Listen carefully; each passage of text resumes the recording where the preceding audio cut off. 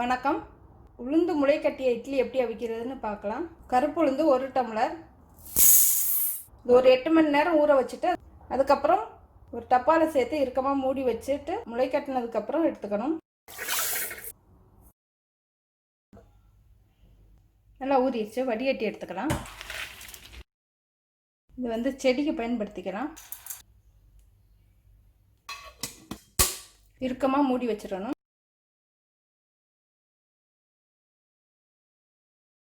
உளுந்து நல்லா முளை கட்டிடுச்சு. அரிசி நம்ம சாப்பாட்டு புழுங்கல் அரிசியும் எடுத்துக்கலாம். நான் மாப்பிள்ளை சம்பா அரிசி எடுத்திருக்கேன்.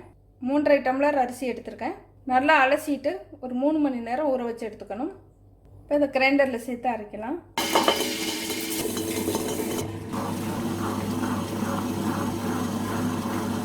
நல்லா நைஸாக அரைப்பட்டுடுச்சு, அள்ளிடலாம்.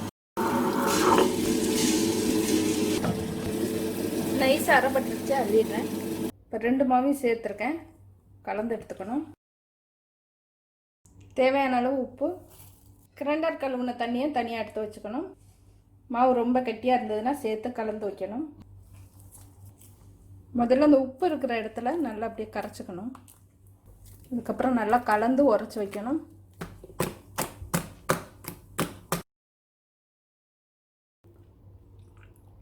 நிறைய தண்ணி இருந்ததுன்னா தெளிஞ்ச தண்ணியெல்லாம் இருத்துட்டு அடியில் இருக்கிற தண்ணியை சேர்த்து கலந்து எடுத்துக்கலாம். நல்லா புளிச்சு பொங்கி வந்ததும் இட்லியை வச்சுக்கலாம். இருக்கிறதே சத்தான இட்லின்னா இதுதான். மாவு நல்லா புளிச்சிடுச்சு.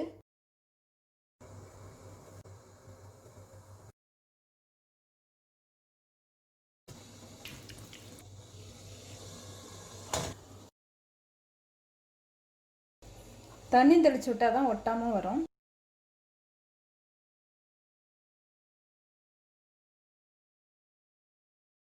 ஒரு தோசை சுடலாம்.